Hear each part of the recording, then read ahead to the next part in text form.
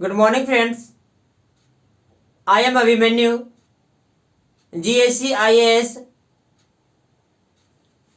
आज मैं बात करने जा रहा हूं, आप जो टाइम मैनेजमेंट पिछले वीडियो देख चुके हैं कि आखिर पार्ट ए में आप कैसे टाइम मैनेजमेंट के दरमियान आप उसको किसी भी अगर सब्जेक्ट को आप स्टार्ट करते हैं उसको किस तरह से कवर करना है एक टाइम पीरियड में, और उसको उसी वक्त में आपको खत्म भी करना है। एक टाइम लिमिट जिसमें आप सेट करेंगे उसी वक्त, क्योंकि कोई दूसरा खत्म नहीं करेगा, खत्म खुद आप करेंगे। नहीं तो वह आपको खत्म करने के लिए तो तैयार है ऑलरेडी पहले से। बड़ी बात यह है कि आपको 8 आवर का टाइम मिला है।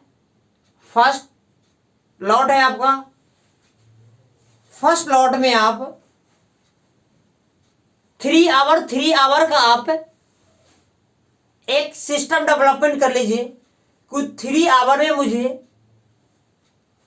पॉलिटिकल साइंस पढ़ना है और 3 आवर में इकोनॉमिक्स पढ़ना है, और ये दोनों को कंबाइंड करके चलना है आपको।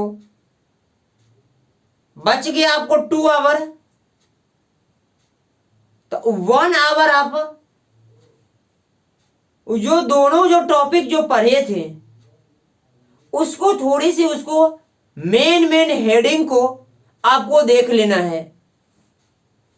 आखिर वह हेडिंग क्या बोल रहा है, और 1 घंटा जो बचा आपका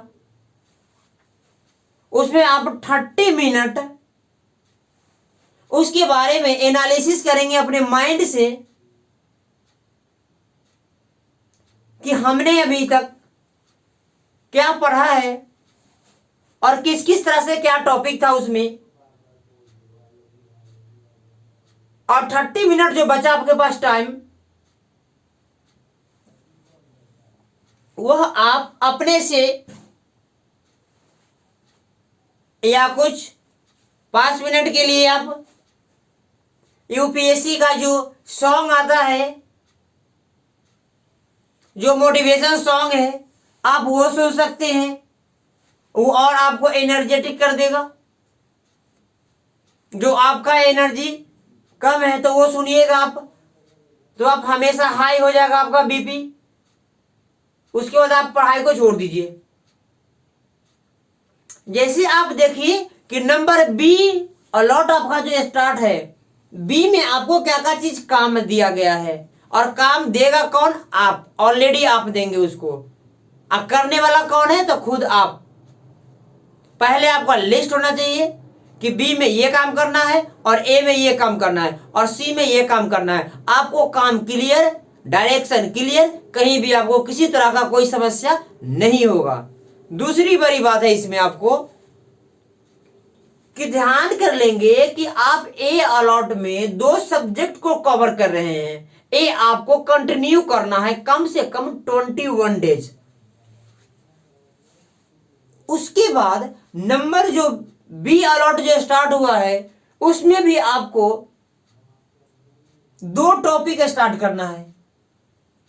एज फॉर एग्जाम्पल, आपने फर्स्ट अलॉट में हिस्ट्री या ज्योग्राफी स्टार्ट कर लिया है, तो दूसरी अलॉट जो स्टार्ट होगा उसमें आपको या तो पॉलिटिकल या इकोनॉमिक्स,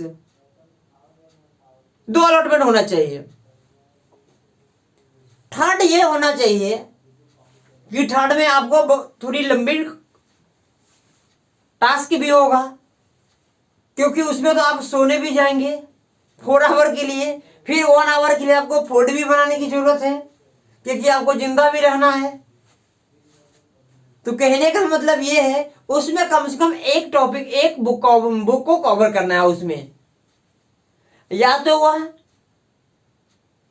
मोरल वैल्यू हो गया, या तो वह सिलेबस को आप एक बार रिवीजन कर लिए। एक मैं ध्यान दिलाना चाहता हूं डियर माय स्टूडेंट्स, सबसे बड़ी एक चीज आता है कि सिलेबस इतना पढ़ने के बाद आपको सिलेबस हर शिफ्ट में आपको सिलेबस एक बार जरूर देखना चाहिए। इससे फायदा ये होता है कि आपको हर टॉपिक का नॉलेज मिलेगा और आपको क्लियरिटी रहेगा हमेशा इस टॉपिक में मुझे पढ़ना क्या है और क्या लिखना है, क्या किसको छोड़ना है। अगर दूसरे एग्जाम्पल में हम बात कर लो, मैं ये नहीं कहूंगा कि तुम टोटल सिलेबस एक बार में पढ़ो, ऐसा कोई नहीं कहता है और आप भी नहीं पढ़ पाएंगे। तो जो अभी आपको टाइम जो दिए हैं ए और बी और C, lot A lot B lot C, आप देखिए ना, ऑडिट कंपनी ऑडिट करती है साल का, उस हिसाब से आपको ऑडिट करना है ताकि आपको तैयारी बहुत ही सही ढंग से हो और आप अपने मंजिल तक पहुंचा जा सकता है आपको। और मैं इसमें बात कर लूं आपके सामने कि इसमें अगर हिस्ट्री का जो सब्जेक्ट सिलेबस है यूपीएससी में जो आप अलॉट ए में आप रखे हैं उस समय हम देख लेंगे। अगर ज्योग्राफी का सिलेबस है अलॉट बी ए में रखे हुए हैं तो उसका भी देख लेंगे जब पढ़ने का टाइम हो। और एक मैं आपको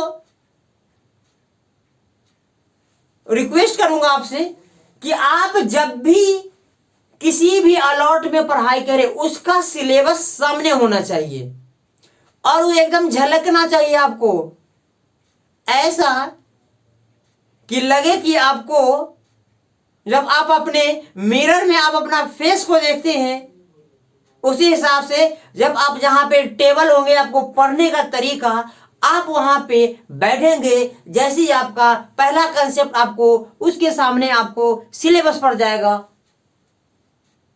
और आपको सिलेबस पढ़ने की जरूरत भी नहीं है, सिर्फ आप देख लेंगे तो आपको याद हो जाएगा। क्योंकि डेली आपका वही काम है, देखना देखना, एक बार में माइंड आपका एक्सेप्ट कर लेगा, वो रटने से जरूरत नहीं है। अगर एक बात ध्यान कर लीजिए, अगर सिविल सर्विस स्टूडेंट को किसी भी चीज को रटने की जरूरत नहीं पड़ता है, अगर एक बार उसको समझ गया है तो उसको दूसरी भाषा में उसको आप लिख सकते हैं। लिखने की अगर हैबिट आपको आ गए तो कोई नहीं आपको युद्ध हरा सकता है, आप नंबर 1 जीतेंगे, किसी भी एग्जाम में आप टॉप कर पाएंगे। Thank you.